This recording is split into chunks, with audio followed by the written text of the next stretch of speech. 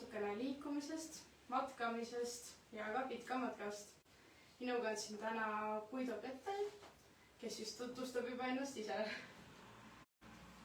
Jah, mina olen Guido Pettel, Kaitseliidu Järvamaa alale pealik ja meil on siis minu tööks on siis Kaitseliidu üksusena Järvamaa julgeoleku tagamine ja selle piirides vastasest puutumatu hoidmiseks. See on selline minu ülesanne suuremas piiris.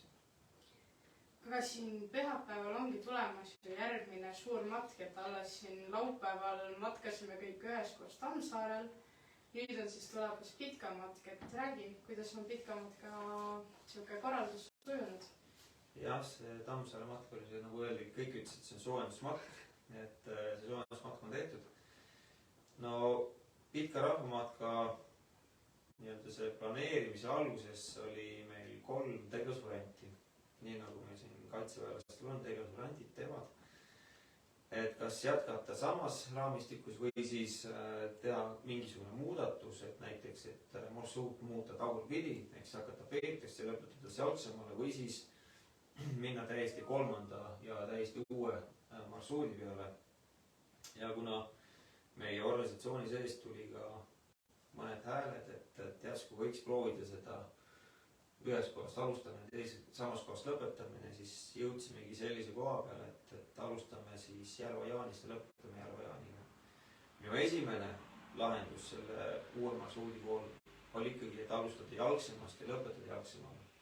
Aga see aasta me ei jõudnud veel selle parkimiskorraldusega nii hästi planeeringutesse, et nähes seda inimeste hulka, kui oli Johan Pitka vahakuvi avamine, siis teed olid autosid täis, neid sealt vahepealt ei pääsenud autod läbi, kohalikud inimesed natukene pahased, nende liikumine oli veel takistatud, siis me ei tahtnud samasugust probleemi sinna tekitada, et loodetavasti sellel suvel me saame selle korraldusliku poolega ära lahendatud ja ilmselgelt võib olla siis aastal 2024, et me alustame Jalgsamalt ja lõpetame Jalgsamaga.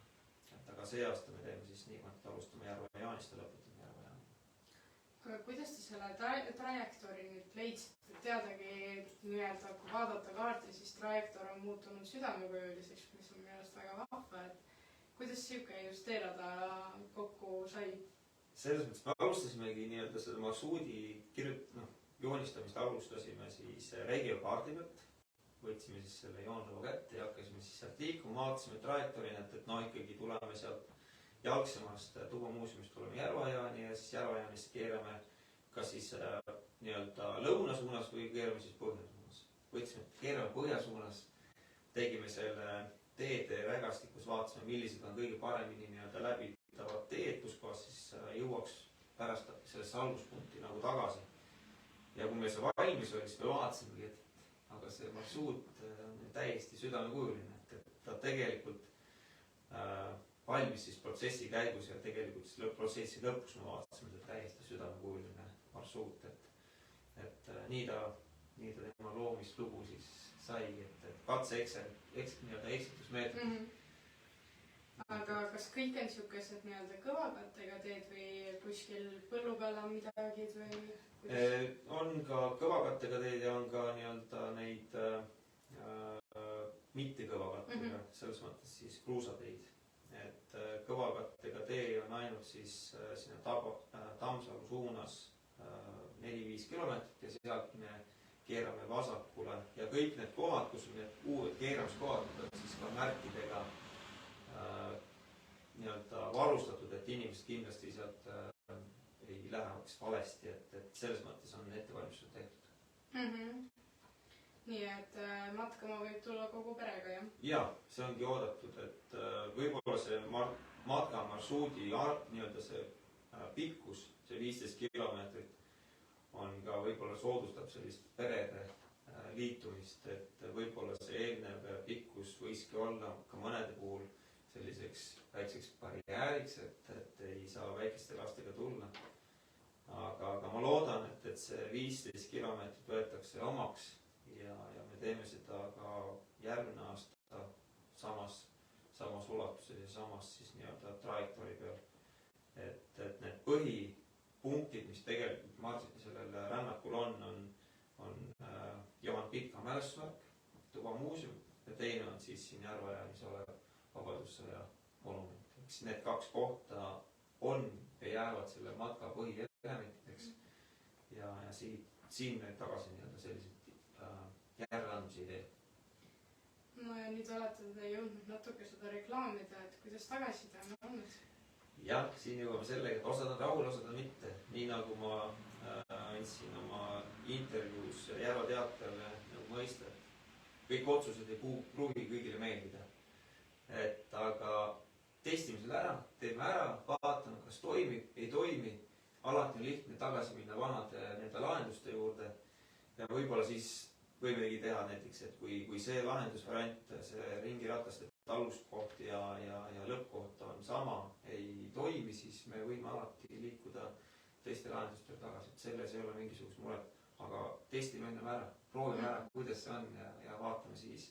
Et mina ei mõistaks kõiki uuendusi kohe hukka, vaid vaatame. Et ma olen juba sellise tüübiga inimene, et ma üritan palju testida, et võib-olla astuda ka natukene kastist välja ja siis teha natuke teistmoodi. Et kannatust ja vaatan, kuidas tulemus päraspool on.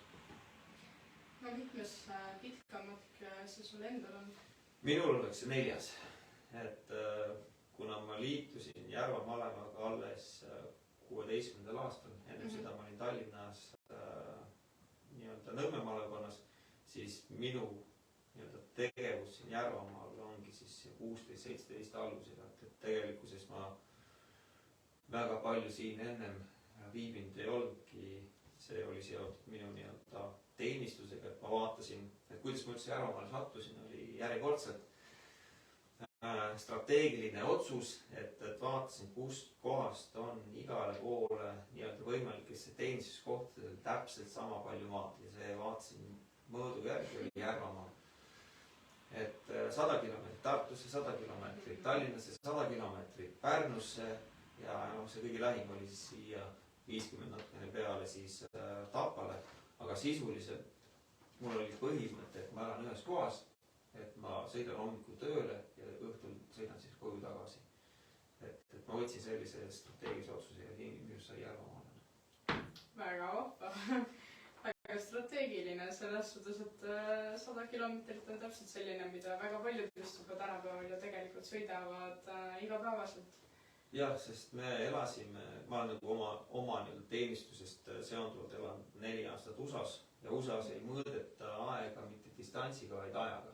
Ehk siis öeldakse, et half an hour to drive, ehk siis pool tundi sõita või siis 1 hour to drive, ehk siis nende jaoks see ei ole enam nii-öelda see vahemaa kui kilomeetrites või miilides, vaid see, kui kaua sa seda vahemaa läbid.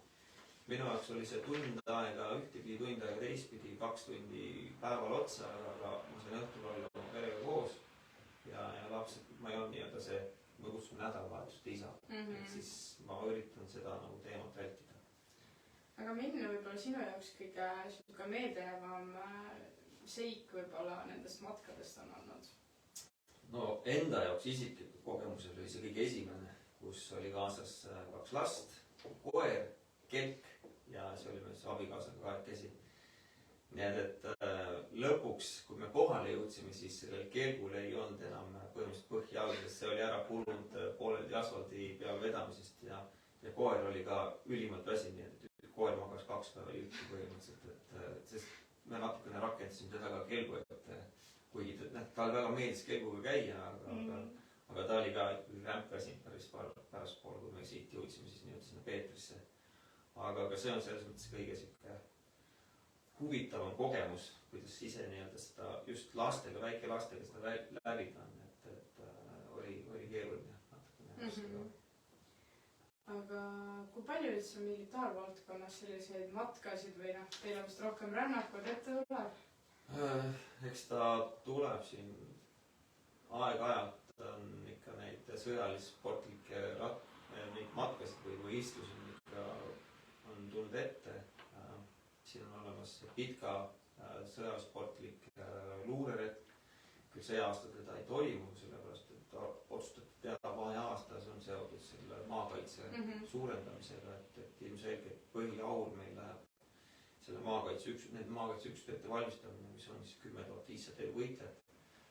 Et Kaitseliit ei ole kunagi olnud selline organisatsioon, mis teeb asju nagu poolikult. Kui me tahame hästi teha, siis me teeme nagu lõplikult hästi, aga sellised poolikud lahendusi, 50% lahendusi nagu Tootsile pakuti, seda me hästi nagu vastu võtta ei saa. Et kui teed pool rehkendust, siis tee hästi. Aga me tahaks ikka selle kogu rehkenduse hästi teha. Aga selliseid väiksemaid üritusi on, ma tean, Põrgupõhja retkon, mis on ka mõeldud täiesti mitte ainult sõjaväelastele, vaid ka tavaliselt tavainimestele, et seal ei ole relvadega mitte midagi nagu seotud, aga on olemas Utria retk, Utria see dessant ja seal on nende relvadega need tegevused. Aga selles mõttes mõned on jah, sellised head matkad, kus kohas saab ka olla mitte sõjaväelane. Nii nagu oli näiteks see Tammsaar, et ei pidanudki päris sõjaväelane olema, aga vormiga pidi ikkagi olema, sest organisatsiooniline kuuluvus tuli ikka kasuks ja ega ma nägin väga palju noorkotkaid, kodutütreid ja ka kaitseliitlasi ja naiskodukaitsjaid, kes siis olid sellel matkal nagu kaasas, et see tegi nagu südamega väga soojaks. Ja Tammsaare matka isegi olid ju päris klassidega väljas, et nii siin olid, ma arvan, 4-5 aastastest ju... Oi, see on päris mudilas, päris mudilas. Meie ees kõndis ka käruga lausa. Ma imestasin, ma nägin, et ta meie ees kõnnib ja ma imestasin, et ma ei näinud seal nagu jalajälgi või selle buumirehvi jälgi või rattarehvi jälgi. Siis ma lõpus pildiga nägin, kuidas nad siis käisid, et see rehv oli täpselt seal laudraja keskel, ta ei saanud sealt välja minna, et teine oli siis üle selle laudraja. Siis ma sain aru, kuidas nad lõpuks ikka jõudsid, sest pärast said meieni ka, sest nad osutusid üheks õnnelikuks, kelle see number pihta sattus, aga ma pärast mulle veel teda nagu kättpidi tervitasin, kaotasin tuulimees. See oli päris huvitav seik vaadata, et algselt meie nägime enne kirikut, et siis ka, et mõtlesime, et oota, aga ta ei saa ju matkarajale minna, et see on lahtee. Ta läks rava peale. Ja täpselt, et aga kõik on võimalik, kui tahta ma arvan. Absoluutselt, et selles mõttes ongi, et tuleb kassist välja mõelda, et ei ole olemas raskeid lahendusi, on olemas lihtsad võimalused. Ehk siis, nagu mina ütlen, et raskus on selleks, et neid võita. Et nii ta tuleb teha, midagi teha. Aga kui mõelda nüüd eelmistele võib-olla pitkamatkadele, et kui palju üldse on tavainimesi või kui palju on siis militaarvaldkonnast inimesi? Ütleksin 1/3 ja 2/3. 1/3 militaartaustaga, Kaitseliidu taustaga ja 2/3 on tegelikult täiesti tavalised inimesed üle Eesti. Siin eelmine aasta me vaatasime, kui me tegime selle registreerimisest, siis oli Valgamaalt, Võrumaalt, Põlvamaalt, Ida-Virumaalt. Selles mõttes igast võib-olla öeldakse maakonnast oli inimesi nagu osa olemas. Et ta on ikkagi rahvamatk, ta ei ole sõjaline matk, vaid rahvamatk. Ja ka see ongi see koht, kus inimesed saavad kokku tulla, saavad liikuda. See on selle aasta suurim moto. Ja siis meie eesmärk ongi, et mida rohkem inimesi selle matkaga liitub, seda parem on, et üritaks saada oma hiildaegade juurde tagasi, mis oli 500 inimest matkal. Et kui me nende numbriteni jõuame, siis oleme me kõik päris hästi nagu edasi läinud. Kas teid ka need COVID ajad mõjutasid väga? Jaa, ma ütlesin, eelmine aasta jäi ära. Eks sisuliselt, mitte eelmine aasta, üle-eelmine aasta jäi ära, sest see piiras need piirangud, mis siis COVID-i mõistes pandi peale, siis me ei saanud teha sellist üritust, mis oleks võimaldanud siis inimeste liikumist selliste vahedega. Ja siis, kui ma olin Viru matkal sellel aastal ja seal tee peal ikka ajad inimestega juttu ja siis tuligi välja, et see naisterahvas, kellega me seal natukene maad edasi kõndisime, siis tema oligi selle eelmise pika mõõga võitja. Ja siis ma natukene talle rääkisin selle mõõga tausta ka, et see on, me kutsume see koroona mõõgaks, COVID-i mõõgaks, et ta tehti 21. aastaks, aga siis seda välja nad ei saanud. Ja siis me andsime ta 22. aastal välja, et tal on selles mõttes sellel mõõgal on natuke siuke teistsugune aura küljes, et ta on jah, see aasta kui vaheaasta mõõk, aga mõõk ilusasti on õiges kohas ja väga tublid matkajad olid, kes meil nii-öelda selle viimase mõõga olid saanud, et nemad olid väga rahul. Ja kui võib-olla räägidki sellest, et mis see mõõk endast kujutab või mida ta sümboliseerib? No mõõk on tegelikult sümboliseerinud ikkagi vabadust, ehk siis see vabaduse hoidmine, see on nii-öelda meil olnud ju muinasajaloost peale, kui see mõõk, need nii-öelda jah, sakslased tutvustasid meile seda mõõka, me võtsime selle mõõga nii-öelda omaks ja mõningatel puhkudel kasutasime mõõka nende vastu, siis mõõk on ikkagi olnud meie muinasajaloo taustal see relv, millega on siis oma vabadust kaitstud, oma vabaduse eest võideldud ja see mõõk on ka siis nii-öelda sümboolne vabaduse hoidmis siis vahend või relv. Et seetõttu ta on meil ka aasta kaitseliitlase nii-öelda tunnustus on meil mõõgana välja nii-öelda pakutud ja meie hoiame oma traditsioonidest kinni. Nüüd äsja tegelikult ju lõppes ka rahvamatkale registreerimine, et kui palju siis inimesi niimoodi eelregistreeris? Eelregistreeris 252 ja peale eelregistreerimist tuli mulle veel kõnesid, tuli mulle veel kirju, et kas veel saab osaleda, et sisuliselt me veel registreerisime juurde nii-öelda e-mailide pealt circa mingi 10-15 inimest, aga on tulemas liitlased. Ehk siis Tapalt anti mõista, et liitlased on ka tulemas, nad ei jõudnud registreerida, aga me räägime suurusjärgus 50+ liitlast on tulemas ka meie nii-öelda rännakule ja siin toimub väike tseremoonia, kus me anname siis nendele tunnustused üle, nad täitsid meie laskurnormid, Kaitseliidu omad ja Kaitseliidu ülem annab neile siis ka need märgid, annab nendele märgid kätte. Vähemalt see on minu jaoks viimane informatsioon, mida ma sain, et võib-olla juba on ajas ruumis muutunud, aga ma loodan, et see jääb ikkagi peale rännakut, kui nad nii-öelda jõuavad finišisse, siis ma annan neile märgid kätte. Aga kui mõni inimene kuulab või vaatab meie saadet, et kas ta võib ka veel osaleda? Vabalt. Tulge kohale, sest meil on registreerimine alles, kui retk on läbi, et siis me saame need kõige õigemad numbrid nagu päeva lõpuks kokku, et siis meil isegi see, kes nii-öelda selle matka läbi käinud on, siis ta on kohe automaatselt registreerimises sees ja kui registreerimine on toimunud ära, siis ta saab rahulikult minna suppi. Aga siis võib-olla kordame natuke ajakava üle, et siit minek või siuke kõige hilisem ärkaja peaks kindlasti kohal olema hiljemalt 10. Jah, täpselt. Et 9:30 10 selline tavapärane kogunemise aeg. Kui oli see nii-öelda Peetris, siis inimesed pidid Peetrisse natukene veel varem kogunema, sellepärast et autodega transportima edasi tagasi oli selline aeganõudev töö ja me üritame ka nagu sellel aastal vältida neid riske, et juhul kui midagi peaks selle veoautoga juhtuma ja seal kastis olevad inimesed, nad on suhteliselt nii-öelda, ei ole asi, mitte ei ole ohutu, vaid nad võivad lihtsalt viga saada, kui autojuhist mitte oleneval põhjusel midagi juhtuda. Aga see aasta siis jah, teeme 9:30 kogunemisega siin ja 10:00 on siis selline tervituskõned. Tervituskõne peavad Kaitseliidu ülem, kaitseminister on siin ja ma loodan ka siis tuleb kohaliku omavalitsuse poolt kõne. Ja asetame mälestuskorvid Vabadussõja monumendile. Siis liigume matkarajale, ehk siis 10:15 ulatusega hakkame matka nii-öelda tegevustega pihta ja siin on pandud, et alates 11:00 on kuuma joogi peatus Johan Pitka muuseumi juures.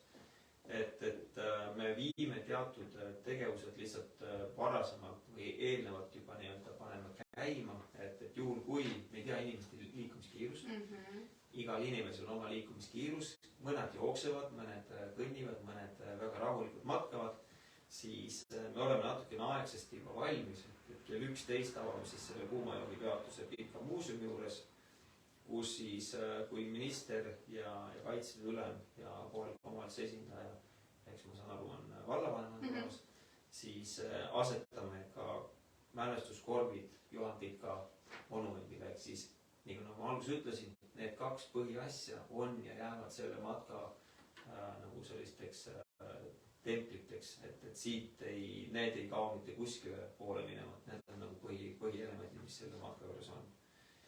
Ja selle nii-öelda tegevusega ma üritan saada ka propageerida selle tubamuuseumi külastust, sest eelmine aasta mäletan seda väga hästi, kui inimesed läksid tubamuuseumist mööda väga sirge sammuga, kõik panid blablabla, väga vähesed keerasid sinna sisse ja läksid vaatama neid asju.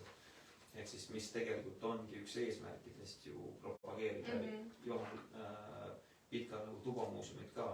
Nii et kui meil nüüd see podcast saab läbi, siis ma liigun kohe jalgsemal edasi nende inimestega kohtumisel, et leppida kokku need viimased detailid.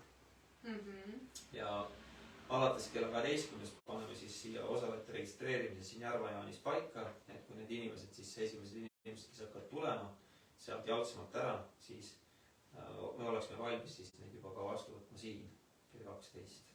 Ja kuna nii nagu alguses ütlesin, et iga inimesel on erinev liikumiskiirus, siis me hoiame igaks juhuks selle trassi lahti kuni 15:00, ehk siis inimesed rahulikult saaksid selle matka lõpuni kõndida, et neil ei oleks mingit ajalist pressi või survet taga, et nüüd kohe pannakse trass kinni, et selle vältimiseks siis me võiksime piisavalt pika aja hetke. Okei, nii et tuleb vist päris aktiivne nädalavahetus, et lisaks veel, et kuna siin juba kindlasti mitmed on osalenud ka Tammsaare matkal, siis ka Pitka matkal toimub Järva valla templikaardimäng. Ehk et on võimalik siis koguda templeid ja kui 5 templit täis saab, siis on võimalik osaleda loosimises, nii et saate korraldajatelt küsida templeid või siis kellel pole templikaarti, siis seda ka. Ja siis jah, soovitame olla aktiivsed, et usun, et auhinnad on vinged ja samas liikumise aastal on igati vääriline tegevus. Ja siis nii nagu on sellel postil on kirjas, et võtke kaasa Eesti lippe, et mida rohkem Eesti lippe meiega kaasas on, seda rahvuslikum on see matk ja tänu sellele ka siis me mälestame Juhan Pitkat kui suurt Eesti meest, kes oli ka siis Kaitseliidu rajajana ajaloos meie jaoks väga tähtis inimene. Kuidas ilmaga lood on? Olete ilmaga kokkuleppel? Jah, üritame saada head ilma, et hetkel tundub, et on selline nulli ja sellises vahemikus olev ilm, aga ilma näeme siis, kui me reaalselt nagu päeva näeme, et kuidas meil see reaalne päev on. Aga loodame, et tuleb ilus ilm. Ja sellega on juba tegelikult ka paslik lõpetada, et ootame kõiki matkale ja jah, saate veel natuke paar päeva enne trenni teha ja siin kõndimas käia, et olete kõik väga oodatud. Ja, et olenemata, kes keegi on jõudnud registreerida, tulge kõik kohale, võtame kõik vastu.